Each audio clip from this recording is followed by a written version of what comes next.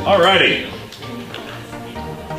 I know we've got a lot of visiting that you want to do. We are actually live on Facebook right now, so smile pretty for the cameras behind your heads. And we are also recording this, and we're going to be posting it. Welcome to Tyler Innovation Pipeline, or as we call it, TIP.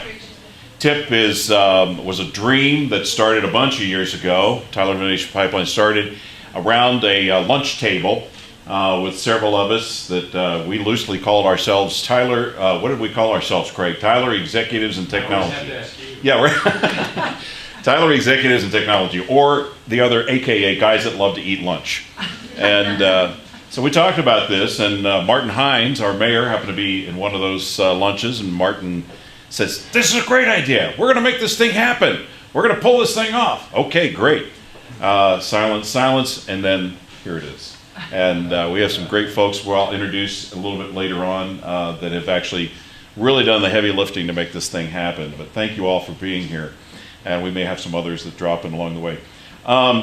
First off, I'm going to mention to you, I'm Phil Briggs. I'm the president of the board of directors of Tyler Innovation Pipeline. And the only other board member I see right here is Craig Wheeler. And Craig was one of the original guys in that Guys That Like to Eat Lunch group. And, Craig's on the board as well. We are both entrepreneurs and both have companies here in Tyler, and really glad that this place exists. Let me tell you what our mission statement is here. TIP exists as both a place and a network of people that brings together those who embrace innovation, entrepreneurship, and community involvement to enable great minds to succeed by offering a launch pad of tools and training. That's a big mouthful. But the point is, it's not just machines. It's not just people. It's a combination of all that to enable people like Alicia, who's going to talk to us, to be able to create something if they don't have the money for a 3D printer, don't have the money for the software to create, don't have the capability to put together a studio to be able to record things. So anyway, that's one of the reasons we exist. So, have you ever heard of TED Talks? Yeah. This is not it.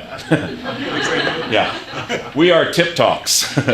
Tyler Innovation Pipeline Talks, and you can see the thing up. This is actually the second one we've done. First one, we brought in a guy named J.D. Claridge, who is the CEO of Xcraft. Shortly after he had won a 5-shark deal on Shark Tank, we brought him in, and he talked about how to go from Shark Tank all the way through modern life. And so the thought was, when we heard about Alicia Parks and what she was doing, this is a perfect fit because Alicia's from White House. She's right from here. She's also an innovator. She's creative. She's a female, for heaven's sake, And you know what I'm saying. I mean, she's a phenomenal gal. She's got the whole package, and we wanted to get her here. And so I want to introduce Alicia to you, and you can tell. Alicia's going to tell a little bit about her and then how she got from where she had the idea all the way through finished product. And we're going to have a Q&A session a little bit later. And at the end, I'm going to, like I said, invite JJ and Veronica to come up, who are our co-executive directors. And we're going to tell you a little bit more about this. This is not a fundraiser.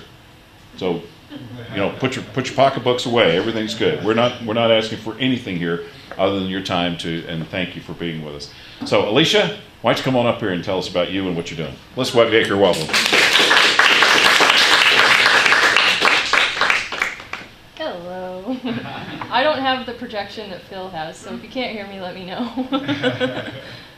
Do you want to show the video first, or how do you want to roll into this? Well, that's what I meant to do. Yes, ladies and gentlemen, let's show a video that is of Alicia and her product actually being on KTLA. Tech has become the sweetheart of national and international trade shows, but kid and family products continue to reign supreme when it comes to crowded convention centers. Millennial mom Jenna Barnett is here, fresh from the ABC Expo, the largest baby and kid trade show of the year. Welcome.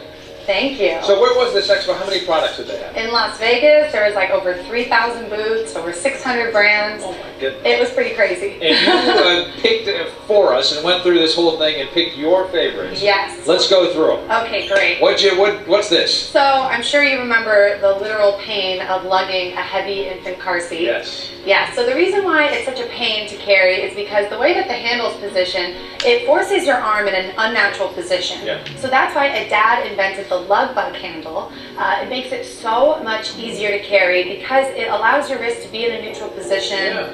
So much easier to use. So smart. I know. So simple. Exactly, so simple, but you know, it takes a dad and a mom to come up with these products. Fantastic. And this one I was telling you, I just love the idea. This is really cool. So this is the Sink Boss, and it's a portable solution for washing and drying baby items like bottles, pacifiers, breast pump parts.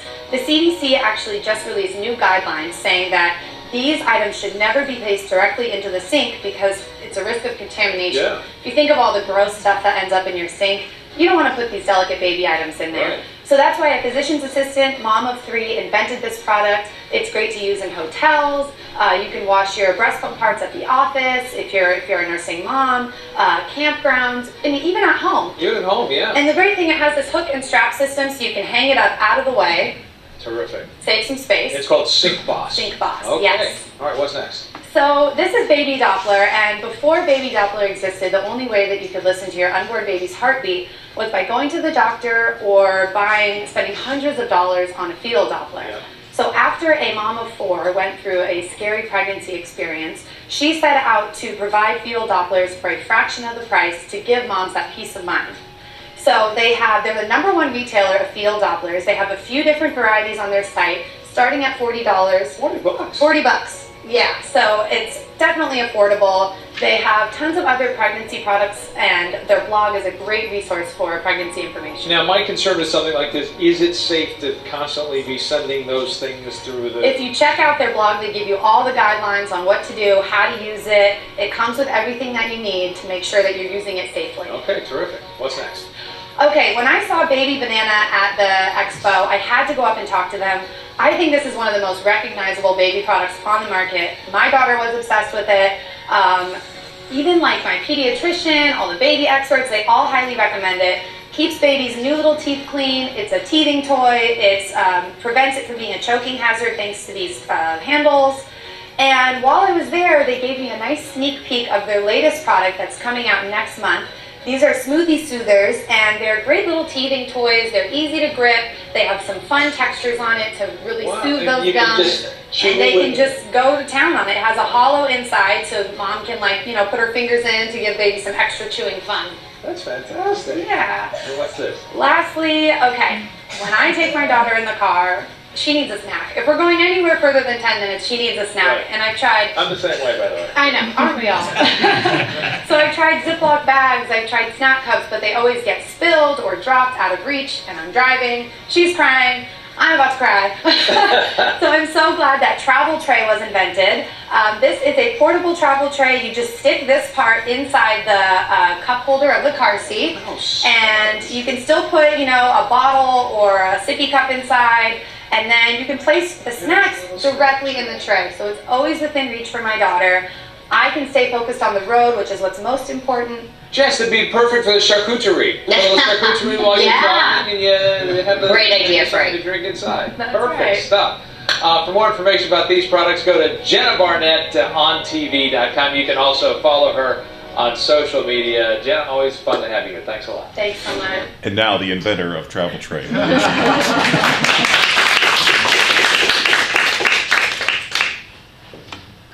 All right. So, I'm Alicia. I have collaborated with a team of people to eventually get you to where we are holding this product here. I'm just going to grab my prototype so you can understand the process. Alright, so I'm going to start with telling you a little bit about who I am, how I've gotten to where I'm at, and then we'll go into the process behind Travel Tray and getting from this 3D model to a complete full production mold. that's me. I'm Alicia. And I completely agree with Vincent Van Gogh in the fact that I would rather die of passion than of boredom.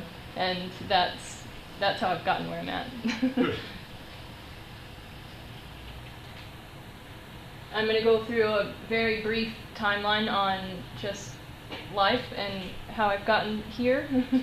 I am a graduate of White House High School. I actually have my principal here at the time, and my kindergarten teacher, which I did not expect, Mrs. Page. So nice. So my husband and I, we moved a couple months after graduation, we went out to San Diego just to experience it and give it a shot, because why not? I wanted to see if we could do it, what it looked like, and I always knew the world was a lot bigger than Tyler, Texas, even though a lot happens here. And I really wanted to experience that. So the first place I landed through a family connection was this hotel here in downtown San Diego, the Holiday Inn Express. It was operated and managed by Narvin Enterprises, and actually I started out at the front desk of that hotel. They gave this 18-year-old that had no job experience that opportunity and trusted me enough to check these people into their rooms without any disasters. And quickly I moved down to the corporate offices, where they showed me a lot more of the back end of operations of a hotel, not just giving the room keys, and so that I could understand how a hotel actually operated and how to continually engage with your customers, and to just it's not just, oh, welcome. There's a lot more behind the scenes that happens and that goes into the entire guest experience. And so I really appreciated them giving me that attention and that investment of their time into someone that was just eager to learn. And I hold it really dear to my heart. But last to not forget, I worked, so the marketing team, or the company that handled all of their web and marketing on every aspect. This Holiday Inn Express in downtown was actually the #1 Google visited hotel in San Diego, and I'm sure you guys know about San Diego. There's some really big hotels there, so to get that achievement and that accomplishment was huge, especially because they didn't. It was all organic. It was not the $500,000 budgets of Google AdWords that some of the really big properties have in San Diego. So just to understand that you can do a lot with a little. So I was in San Diego for a couple of years, and then my husband and I, again, we like to be a little adventurous, and we moved to Hawaii in 2011. Just again wanting to experience something new, see a new place, learn what opportunities could be there, because there's an opportunity everywhere if you're willing to look for it. And during our time in Hawaii, I really wanted to, I started working at Whole Foods when I first got there, because they were kind enough to hire me. It's very hard. The job market in Hawaii is very difficult. There's not a lot of opportunities. And realizing that, I'm thinking, okay, there's got to be a better solution for this. I've got to be able to create something or do something without having to rely on a standard way of life here. And so I took the initiative to reach out back to the team I was working with in San Diego and told them, I'm eager, I'm willing, you know what I'm capable of and what I'm not capable of, which not capable of is a lot longer list than what I was capable of at that time. But they again they invested in me and their time and efforts into me. So I taught myself, they sent me a computer. I downloaded the software that I needed to download, and I literally self-taught graphic design. I went through training. I always say I didn't go to college, by the way. But I always joke that I went to the University of YouTube. It is a great resource. So during that time and throughout that process, I really did understand the impact that a successful marketing campaign can have, and how to get a return on that investment, no matter how small or large it is. That's ultimately always the goal, is to get a return on that investment and those efforts. And I literally took anything that came my way. Anyone that said, hey, I have a lawn mowing business and I need a logo. Okay, I don't know how to do that, but I'll figure it out. I just was hungry for experience and to have opportunities, and I've taken them. And then we were in Hawaii for 2 years, and we decided to go to Indonesia, a little bit further across the pond. My parents weren't so happy, but we did it. And being in a foreign country was a lot different than the job market in Hawaii, because you're not legally allowed to work without going through the process to get the working visas, which at the time we didn't know if we would be there for 3 months or 3 years, or we had no idea. And so we arrived just on a visitor visa, and so you're not allowed to work, and the wages that they pay if you do get a job are not enough to sustain life, even though the cost of living there is very affordable. So again, I really wanted to utilize all of that free time that I didn't have access to being stateside, and having the opportunity to legally work to, again, my advantage, and to create more opportunities and just continue to seek what could be possible. So again, just anything that came my way, and I have friends that worked with very large, very luxurious spas, doing retreats and Pilates and yoga and all of the things, and so I did brochures for them, I did their packaging, I helped them with a little bit of just a general web design, not all of the back-end coding, but just the aesthetics of how I envisioned the web to look that would help engage the customer and provide the customer the information they were always seeking very efficiently without them having to go digging for it. Clothing brands, I had nonprofits, and I mean, when you're hungry, you'll eat anything, right? And then we were in Indonesia I messed up on my timeline here, but we were in Indonesia for about 2 years, and we spent 6 months of that 2 years being in Southwest Australia. And again, just continuing to stay connected to the relationships I had in the United States, and being able to work overseas online, because if you have access to internet and I had my laptop, I could do it. And that was the beauty of it, it gave me the freedom to be anywhere, but still be able to accomplish a goal and to sustain our lifestyle at the time. And I continued to work on hotel branding and hotel marketing, as well as just, again, whatever came my way. Here's just a couple little bits and pieces. Some of them are a little embarrassing now, but I wanted you to see that I've really started it from grassroots, with no experience, and just taken what opportunity was presented.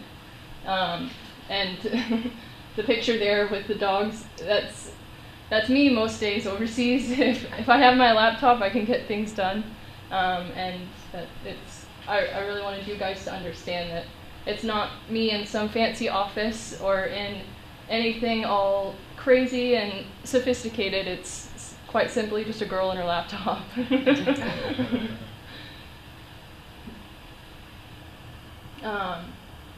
So these are the companies I've worked with over the years.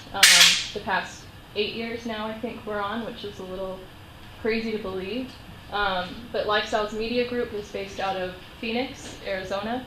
They've got a client base of 8,000 people with 0 salespeople. It's all completely referrals, which to me is impressive because and it's not small clients. It's Bosch and Lomb, it's Honda, it's everyone, and to the lawn mowing service to the big fish. You know what I mean? And they are extremely knowledgeable, extremely passionate people, and that seeing that passion and seeing the success just from a simple follow through, and seeing how that not only impacted them but impacted their clients, and the return that their clients were getting from their efforts was it's encouraging. And then PurePoint Management, PurePoint Inc. Has represented more than 240 hotels and resorts, restaurants in 23 years. So that's a really big number. And the map is just showcasing some of the locations that they've had properties and where they've worked before. So what PurePoint does is we take something that is forgotten and dead and dying, a bit like what I've heard was the case of this building, and given it new life, given it purpose, given it direction. And so I included a couple before and after photos of one of the properties we've worked on. You can see like the space here was just an empty ballroom, and we've turned it into a restaurant to, you know, bring in revenue, bring in people, bring in clients. And yeah, I mean, so with this property specifically, it's under the Holiday Inn flag, which is under IHG.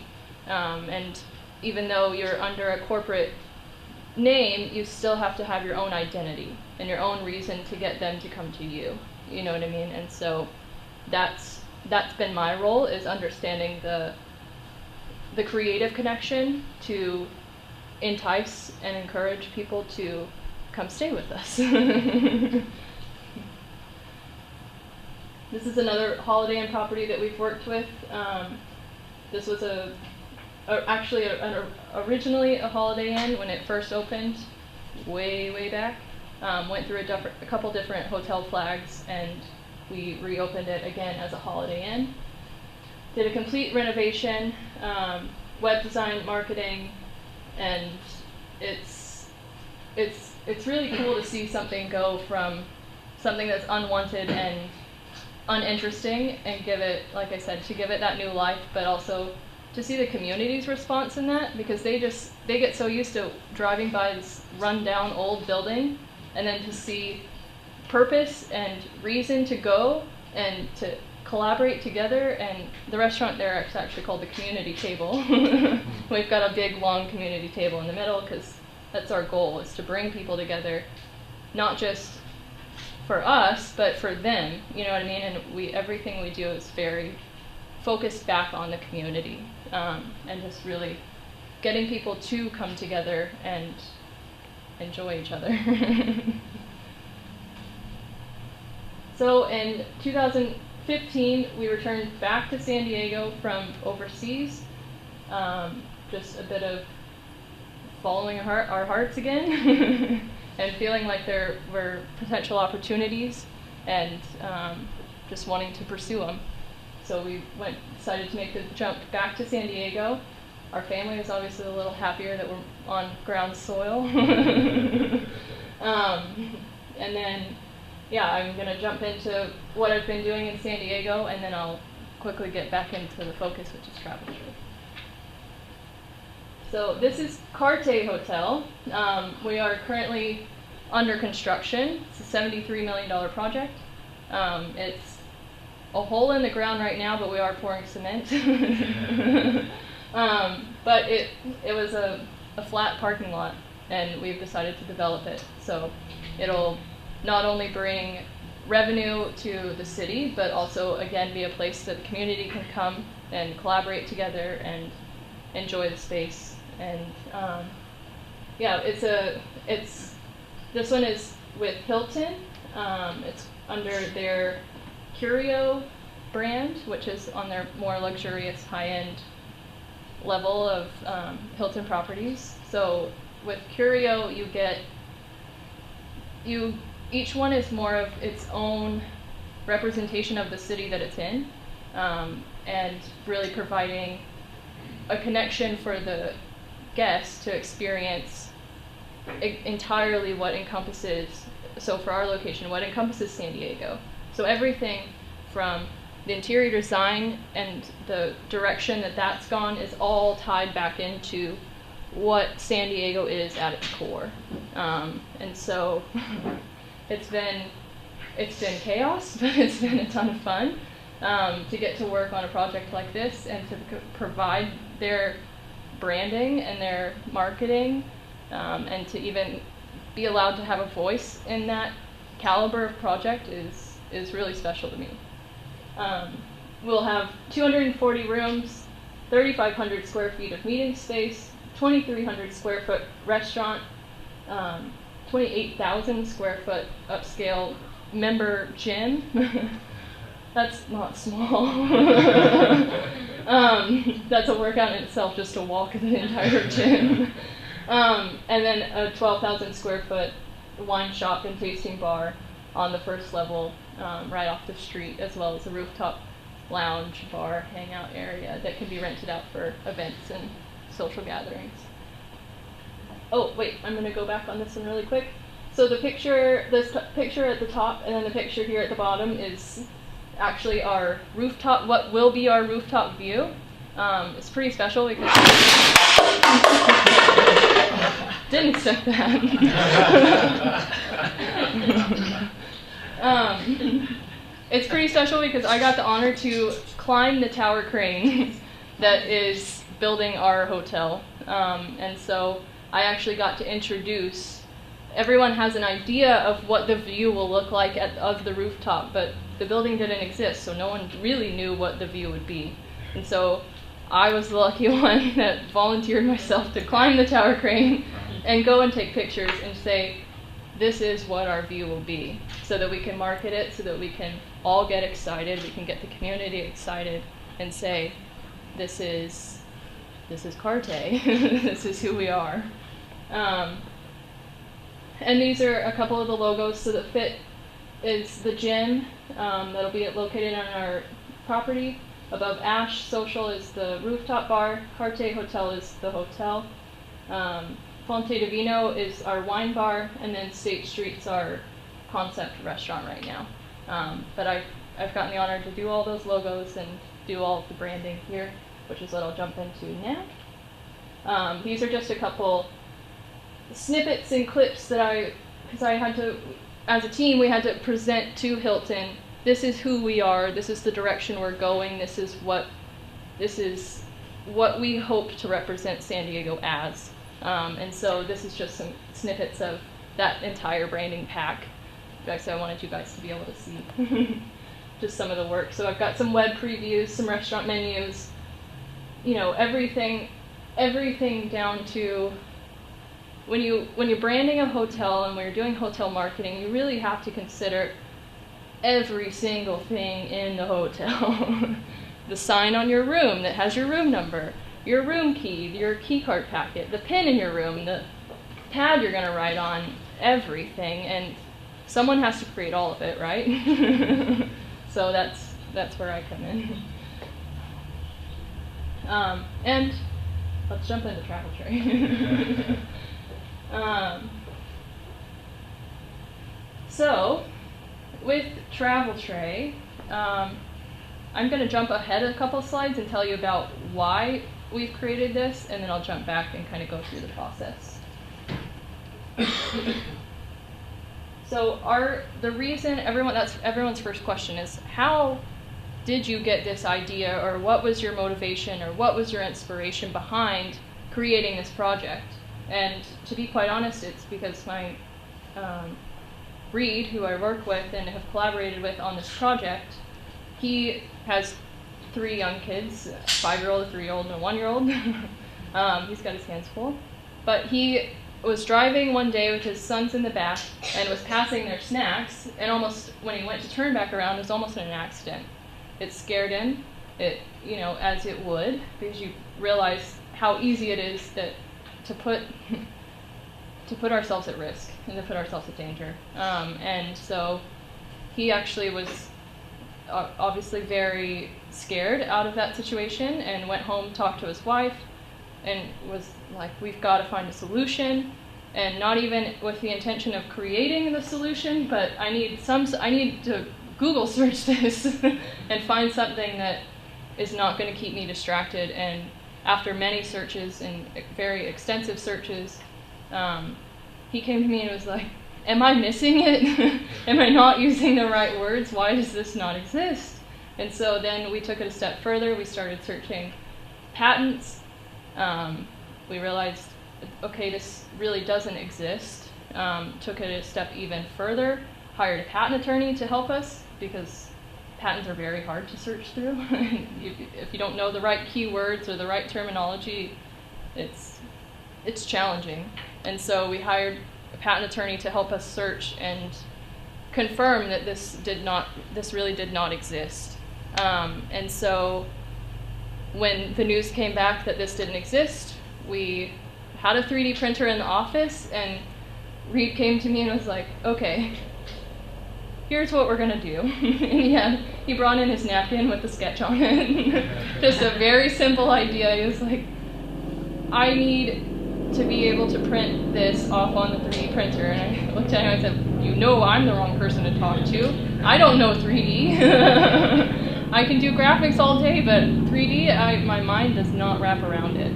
Especially on a computer screen where it's not tangible. It's very challenging. And it moves and it twists, and all of a sudden now I'm upside down and backwards, and I don't know how I got there or how to get back. It was a challenge. But I told him, you know what, Reed, if you're willing to be patient with me, I'm willing to give it a try and see if I can even do it. Because I care about not just your safety and the boys' safety, but I care about safety in general, especially in the car, because everyone's distracted enough on their phones nowadays. And so he was patient enough with me. I taught myself to design in 3D, which was very frustrating a lot of days. But I persevered and I got there. And yeah, it was a little nuts. I'm going to jump back to slides. So we started with the concept of design, and literally, again, to jump back, when Reed wanted to create it on the 3D printer, we had no intention of taking this product to market. He just wanted one to use for himself and for the boys, because we found that nothing existed. And so we went through, sketches and testing in 3D and understanding the universal fit of a cup holder, and is there a universal size, because some cars seem really weird and some cars seem normal, and how do you know if something fits in every cup holder, right? That's a big challenge. And so through some extensive research, I realized there is a standard universal size to a cup holder. And so we took that dimension, we took that measurement, and at least started here and built from there. So we started with the cup that fit into the cup holder. We printed that off just to make sure it actually fit, and not just in the cup holder, but in the car seats, because it was intended for the children to be using it and utilizing it, so that their dad's not passing back the snacks. And then from there we realized, okay, we can do that, we've accomplished that, next step. It's always like eating an elephant in anything, right? You step by step, piece by piece, just don't focus on, it's very overwhelming to think about the big picture and get overwhelmed and distracted because you're not focused, but it's what I've learned throughout my entire process from the moment I graduated high school to today is step by step, just day by day, get what you need to do, get through it, and those days pay off in the long run, and I've really learned that even watching this building be built, is if one day those guys don't get out there and work, the project's delayed one more day. if something doesn't go right, it's delayed another day. You know what I mean? And so those days, every day has impact, and every day has purpose. So I'll pass this around too if you guys want to see. This is one of our prototypes off the 3D printer. It's very rough, but if you guys want to pass it around, you can. So we have taken this from concept to design, myself learning 3D printing, testing that, understanding what shape made sense, what size made sense. I also had to consider if this is a product for parents to use for their children, most of the time they're going to have more than one child, which means there's going to be multiple car seats all squished in the back seat all together.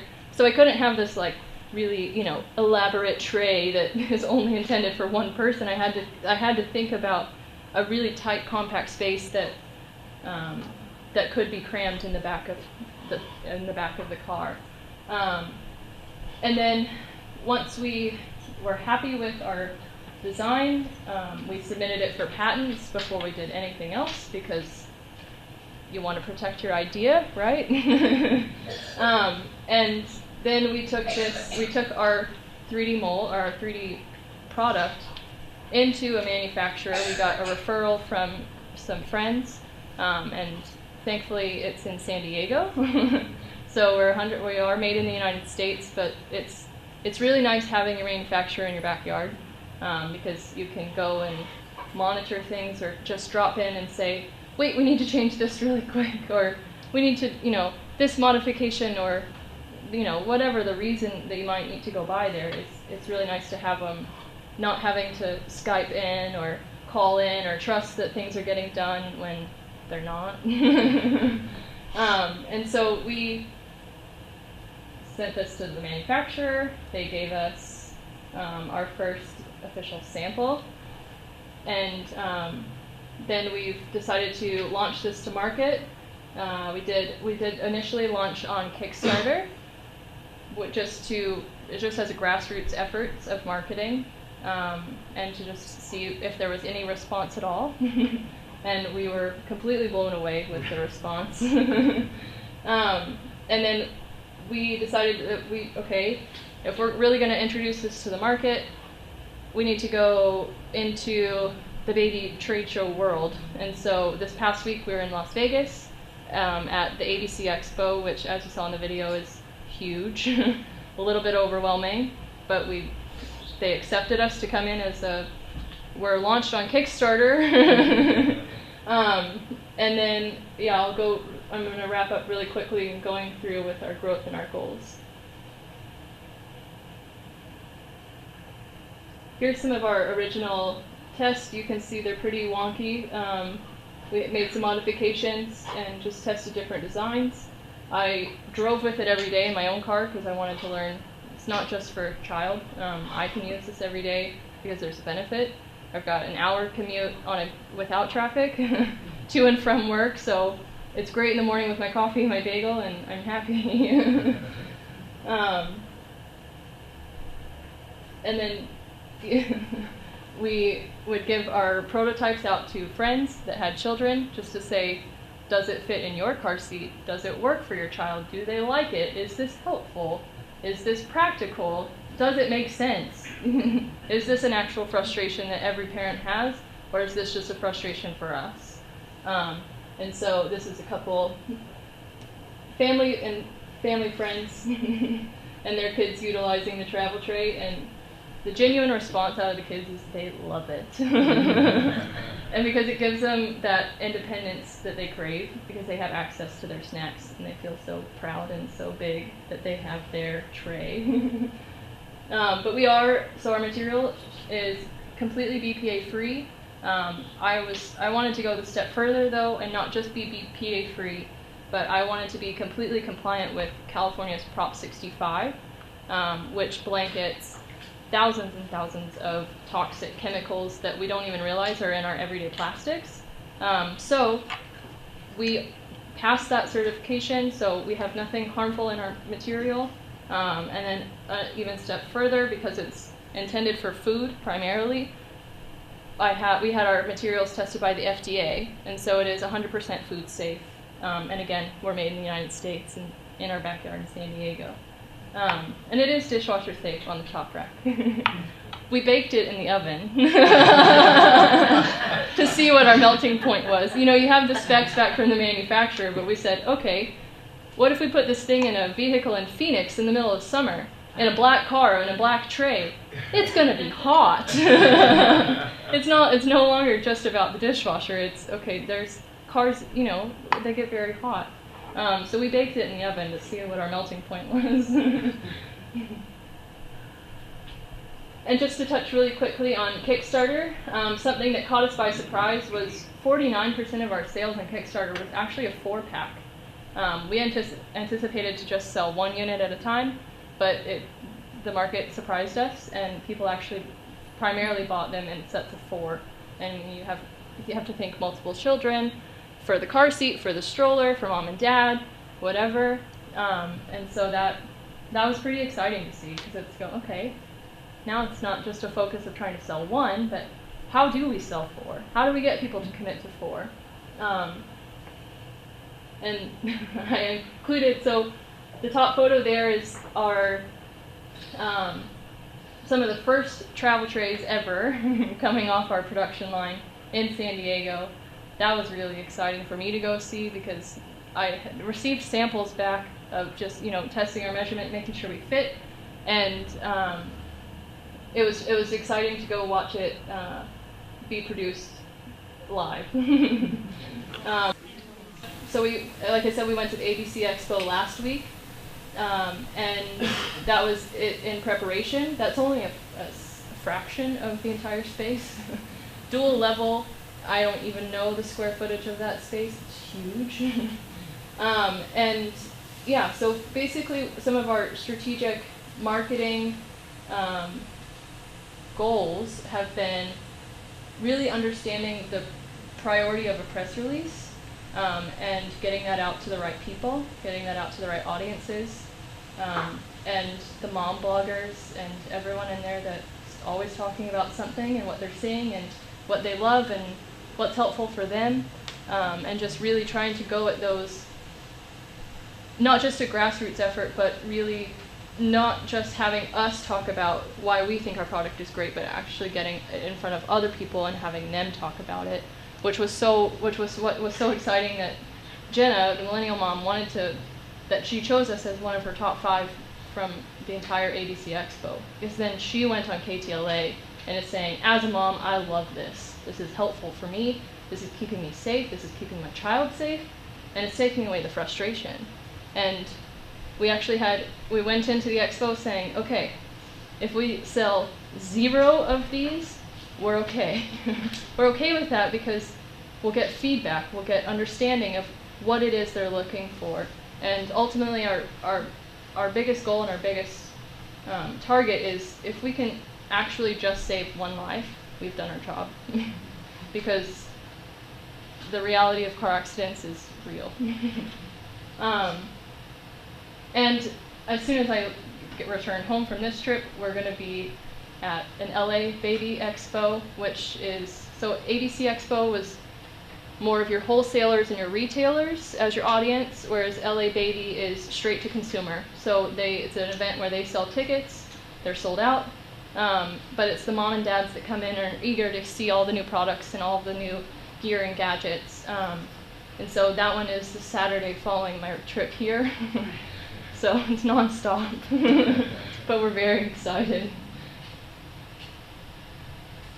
And social media is obviously a huge piece of our marketing plan, because it's how the world operates nowadays, and it's vital, and it allows us to reach people that we wouldn't be able to typically reach, and it allows you to get your reach a lot further and expand a lot faster. And then, like I said, realizing the importance of a press release and getting the right connected persons to carry the message and to get the editors and the media to push it forward for you. And then, yeah, I just wanted to wrap it up by saying, make your dreams your reality.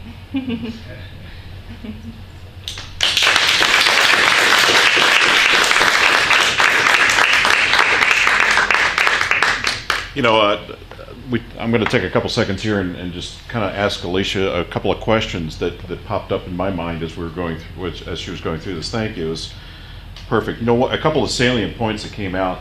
You were self-taught. You said that word several times. Mm-hmm. Did you ever think that you would be learning anything like this? No. No. What did you think you'd be doing at this age? Honestly, I had no idea. It was always the big question in school is, what's your 5-year plan? What's your 10-year plan? What do you want to be? Who do you want to be? And I never knew the answer to that question. I just knew I wanted to be passionate about following my heart and where that was going to naturally lead me, and that would uncover the abilities inside me that I didn't even know I had myself, which is what has happened. and one of your other phrases that you used an awful lot is, "I'll figure it out." Now, I mean, what do you tell young kids that are watching this, young boys and girls, as far as, pressing forward to figure something out? I think, is the train going to be a That's the distraction? train, yeah. They can hear me, I'm sure, but... I think that in today's age, with such short attention spans, with the reality of social media and everything being such fast facts and fast information, that we get lazy, and we get if something's not easy and simple, we give up and we want to just walk away and go on to the next thing. But I mean, my story proves that commitment and focus and just sticking it out, and if there's not an opportunity, find one. Make one. Make your own opportunity.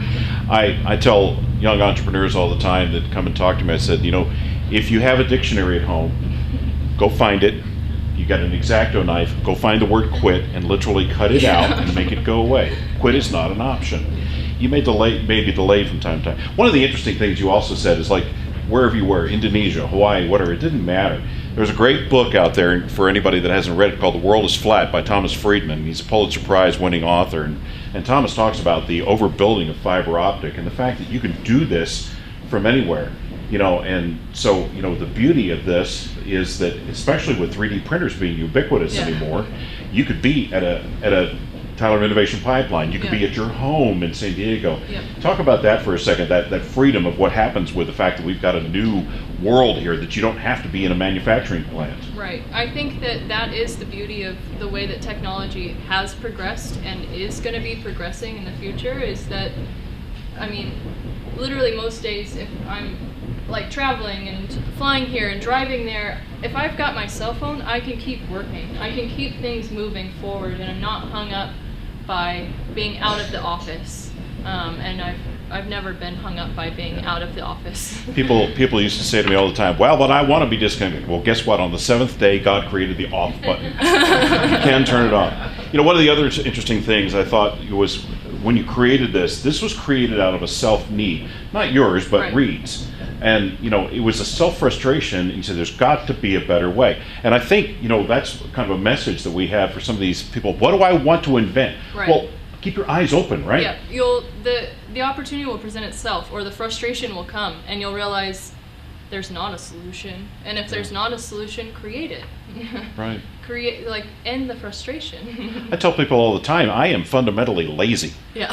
and as a lazy person, I will create things to work for me. That's why I have a software company.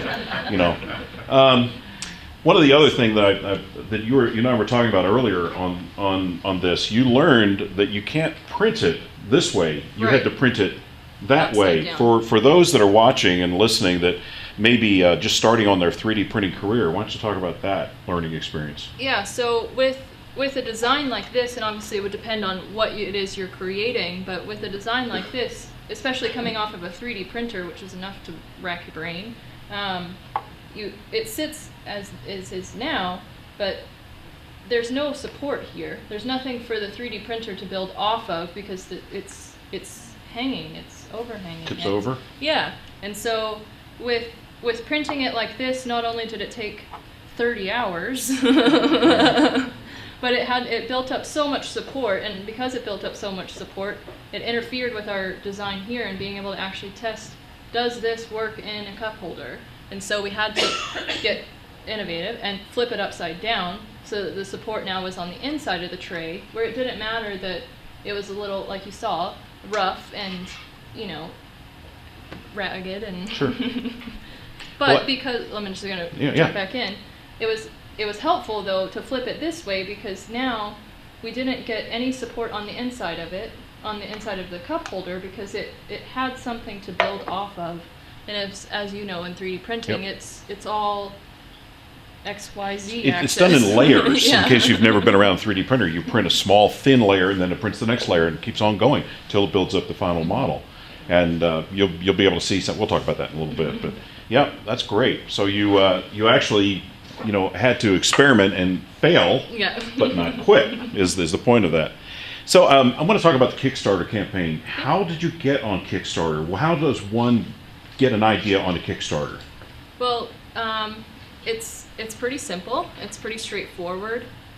You fill out, if you create an account, and then they have an entire document, more or less, on their platform that you upload your photos, you put in what it is your product is, the name, the category it belongs in, which this is in product design, but it could be in food or music or anything, and you just fill out their questions, and then you submit it for their review, and they're very prompt at responding. Good.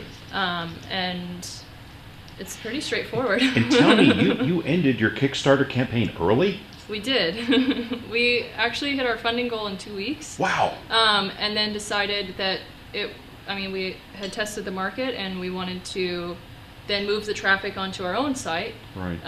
and create sales there. So we hit our target and we moved it. So is your message to somebody that's maybe an innovator and somebody that's creating to go ahead and start with Kickstarter, and you may not end up there, or what would you say? Yeah, absolutely. I think that Kickstarter or Indiegogo or any of those the crowdfunding platforms are great. They're not only great for being able to test your market and see the response of the general public, because you have friends and family that are always going to support you and say, that's a great idea. But you have the people that don't even know you, don't even know that you exist, but see your product and they go, that's the coolest thing I've ever seen. That's the validation point you're looking for right there. Right. But not only that, to take it a step further, I think it's a great platform because it provides the opportunity for shows and for people like Shark Tank to approach you and find you, because they dig those sites all day because they want to find what it is that is the next innovative product, what it is that is the next thing that everyone needs or everyone wants. That was exactly, I talked about Xcraft initially at the beginning. That's where they got found, was on Kickstarter. And the Shark Tank producers brought them in off of that, which you're not immune to that. You may actually get a call. But there's another step, and Alicia and I were talking about this, there's another step after that. If you're going for the really big money, there's a thing out there called startengine.com. If you take a company that may start off as an LTD or an LLC company, you can move it up to a C corporation, which is, for tax purposes, one that you can sell shares in. You can actually sell shares in your company if you're looking for doing a fundraising to non-qualified investors. Now, non-qualified investors are people that might could afford $170, but not $1,070,000. Right. Okay, so that's what Xcraft did. And they were able to raise another $1 million off of this, $170 at a time. Wow. So it was really fascinating thing. So last question I have for you. In the world that I live in, we say, what's the next trick for the pony? Yeah. And which means, what are you going to do next on this? Well, I can't show you all my cards. But Good answer. this is live. This is live. It's not just us.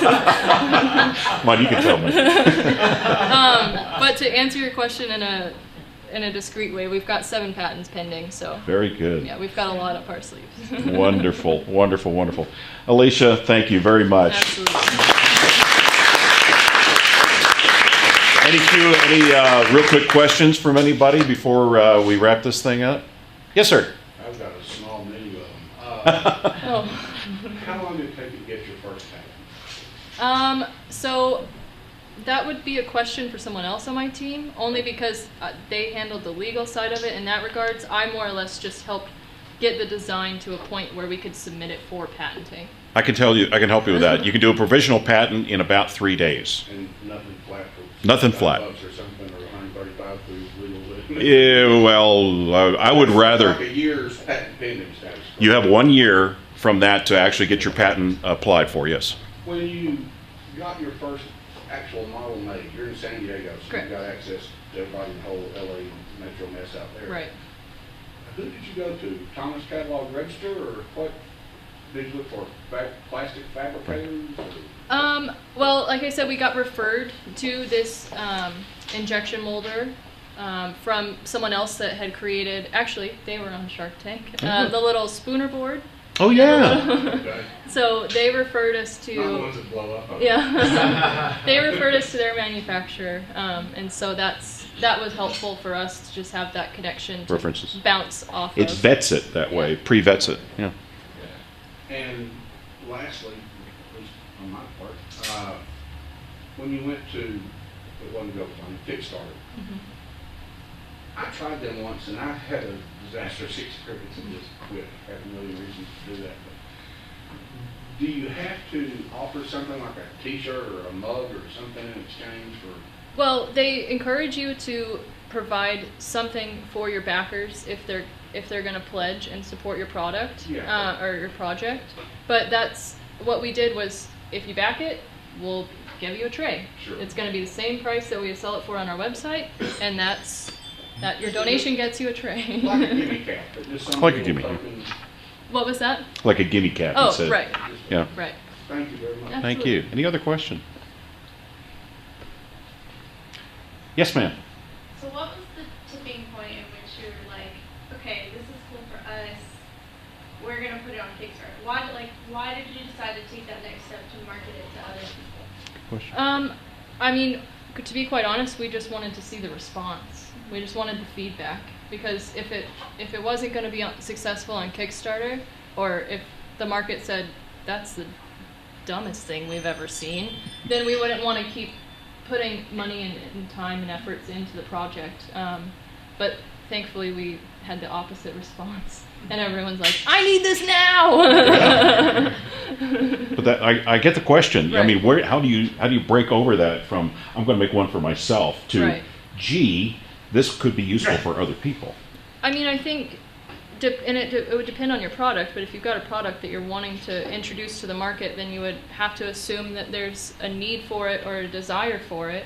And so it was just taking that step of boldness and going, well, we love it, our friends and family love it, we've had a great response there, but what do the people actually think of it, you know? But I think what you said is an actually excellent point, because Kickstarter, GoFundMe, things like that, it's a reasonably low impact, low cost way for you Right. to find out what's the world think of it. Right. Yeah, that's neat point. Veronica, did you have a question? Oh, I wanted to know what the melting point Not the baking point. How's your oven? We got up to 220 degrees with no effects. That's We didn't keep going any higher because we realized there wasn't a point Sure. to go any higher. That's fair. Well, thank you all very much. We have workforce. I'm sorry, my left eye, I didn't see you. I was actually curious about the Kickstarter campaign. Like, how did you make it interesting for viewers? Like, I'm assuming, did you do a video? Or? Yeah, so I recruited my husband, I recruited our neighbor, who we saw in the picture in the middle, the cute little girl, and I said, all right, here's what we're going to do. We're going to put her in the car seat in the back of my car. You're going to start the camera and you're not going to stop. And we're just going to roll it, and we can cut it later. We can figure it out, but we need to just show people what the intended use is, and that it's very simple, it's very straightforward. There's nothing complicated about it. It's just to be a helpful hand. And so, yeah, having marketing and design background, I understood how to tell the story, how to engage the audience, in a fun and exciting way. And so, did that answer your question? Yeah, basically, because I wondered, I assumed it was done very well, and so I wonder how many products fail because it just doesn't capture someone's attention. And Fair point. I'm curious, like, the investment, for you is your time. Right. And I don't know how, if you pay anybody else or anything, but some people who maybe don't have the skill set that you have, Right. how important do you think that would be something to actually pay for and invest in? I would say I always ask for extra sets of eyes, especially extra sets of eyes that are not so involved in everything, just to go, because I'm so heavily involved in whether it's this or a logo or whatever, I get so focused and so involved in it that I need someone else's opinion on it. Does this make sense? Is the message clear? Is it not? And so I think constantly asking for feedback, whether it be from friends or family or coworkers, and saying, do you get it? And they'll tell you, because if you give them no pretense on what it is and you say, go to this, review it, what questions do you have, what is not answered, what is unclear, and then you tweak and you adjust and you keep it moving forward. Tony, let's go to you, and then we'll come back to you, Craig. Tony, you had a question? I'll come up with one. You had a question. I thought I saw your hand. No, I really didn't. But, Oh, well, never mind that. Craig. You're scratching. Craig. You talked a lot, you mentioned several times your team. Would you talk about the roles and how many people you had and what was they playing? Yeah, so we've got access to lifestyles and that entire media team, but as far as what was on this project, it was a pretty tight-knit group of us that have bounced ideas back and forth, not only off of each other, but taken it to a larger group of people and said, can you give us your feedback? Is this logical? And I know there was another question you had I don't think I answered. Well, your team, you had design. Right. You're a design person. I am That design. She's manufacturer. No. Somewhere there's accounting, and somewhere Absolutely. there's legal, and Absolutely. okay. Yeah. So it's not just me. There's a much larger team at play behind the scenes. But what she's doing is leveraging the things that are already in place Right. with the companies that she's working with, getting some accounting help from them, getting legal help from them. So Right. that's another important thing for somebody that's starting, is leverage those things that are close to you. Yeah. And you can speak more to that, but No, I mean you answered. oh, thank you. Well, good. It's just it's utilizing the resources that are available to you, Right. whether that's someone that works with you or however the connection Yep. is. Tony? from an education perspective, Alicia, is there someone along the path that you can point to, you don't have to name them or anything, but is there someone along the path, was it teachers, was it someone like that, was it parents, whatever, that you felt kind of developed that mindset in you to where you felt like you had that freedom to do these things you've done, because you haven't taken obviously The traditional a route. traditional path Right. to things, and so where do you think that capacity in you was developed so that you could go where you go? I think that absolutely I would have to accredit it back to my entire career in school, whether it be from kindergarten to graduating, and just understanding even in that, all right, I've got a homework assignment, I've got to complete it. Whatever it takes, I've got to complete it. I've got to focus, I've got to follow through. And just seeing that and seeing that anything was really so possible. And that is coming from teachers over the years, family over the years, saying, that's what the message is always preached in school, right? Go for your dreams, you can do it. And so I would reflect back on that when I'm feeling down or feeling like, oh, this is too much. It's going, no, I can do it, and what's the saying, you fall 7 times but you get up 8? Exactly right.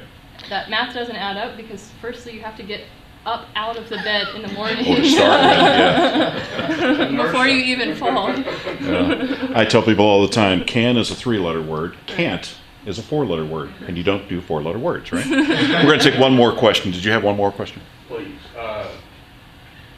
There's a pricing point of what the market will bear, but then there's a pricing point that involves market share.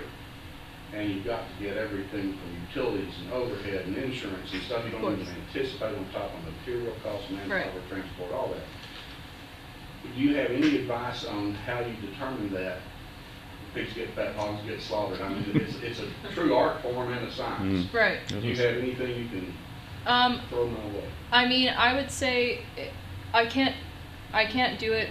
I wouldn't have been able to just do it by myself, and so it's a collaboration of the team working together and figuring out the puzzle, more or less, of, okay, here's our cost to produce this, here's the cost on this, here's the cost on that, here's what we think. You know, we thought initially that this would be accepted in the market if it was retailed at $19.99, $20, but we've decided to go, okay, let's take it to $14.99 because it's easier. It's an easier purchase on the consumer, and quite frankly, we had that adjustment room in our pricing, and I know it's a pretty loaded question that you asked. Yeah, there's a lot of details to it, but it's just getting minds together and getting those numbers worked out and getting an answer out of it. Thank you. Well, Alicia, thank you so much. And I'm going to present you with something from Innovation Pipeline. Awesome. And since you are number 2 of our tip talkers, this was actually created by JJ Massey on one of our machines back here just an hour ago, 2 hours ago, something like that. It's got the Innovation Pipeline logo, and it says Alicia Parks, October 26, 2017 on the back. It says, I tip talked in Tyler. Thank you very much. Appreciate you so much.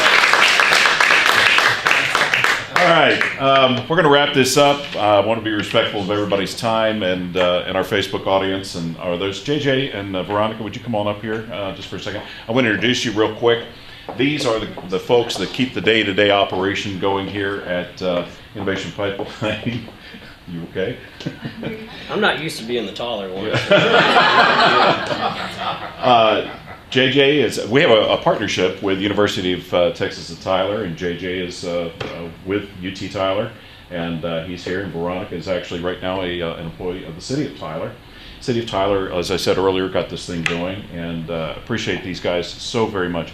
Veronica, would you talk about memberships real quickly? Absolutely. So everyone in the world essentially can be a part of Tyler Innovation Pipeline. We don't restrict you to living in the city, living in the county. If you want to support us through membership, you can do that for as little as $12 a month. So we try to make that as accessible as possible for all of the members in our community. There are also scholarship options available. So if you're not able to give that $12 a month, you can talk with us and we can find someone to help sponsor you.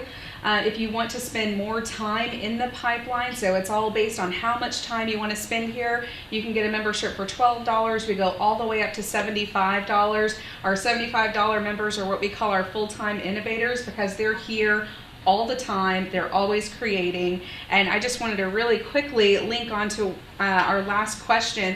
We actually have a business plan competition coming up with the College of Business and Technology. So yeah, it's really exciting. You'll hear more about that in November. So follow us on Facebook.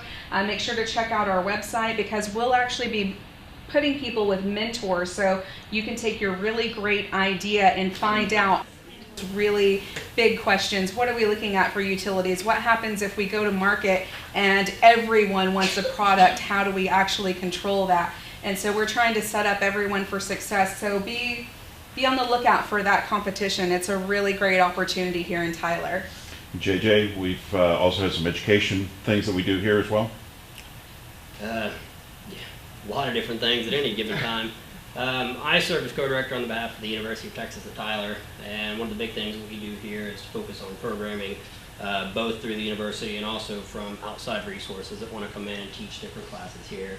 So it's really been, it's been an adventure, it's been a learning experience for everybody, but you can find a lot of the information of the different events, the different training that we actually provide on our website, or you can speak with Veronica and we can give you all the information about it as well. We just did some Adobe classes, as I Yes. understand. And they're just, they're inexpensive and, far less expensive than you pay on the commercial market, as I understand. And you get to do it here in this really cool place, right? Mm-hmm.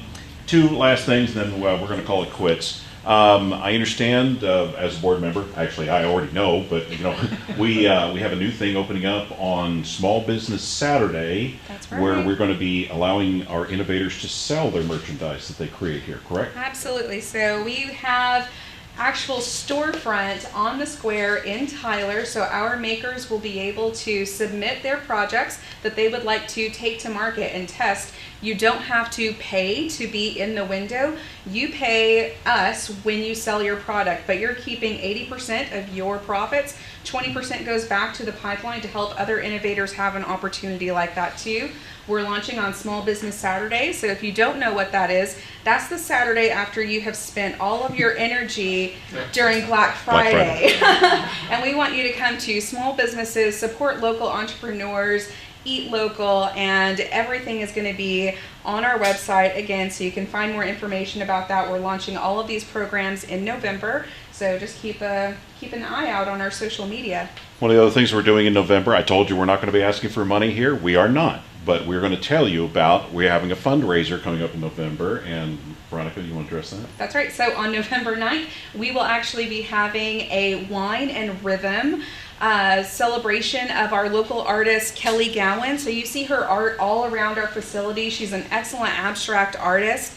And she has a really amazing story of overcoming stage 3 breast cancer and how she went from hating a job to deciding she was going to do art for a living. And now she is living a new life, creating all of the time, and is very successful here in our community. She loves the idea of the pipeline and having a place for innovators and artists to get together and make a network. And so we're really excited to be hosting that event on November 9th. So come and have some free wine and check out the art and listen to some really great acoustic music. Cool.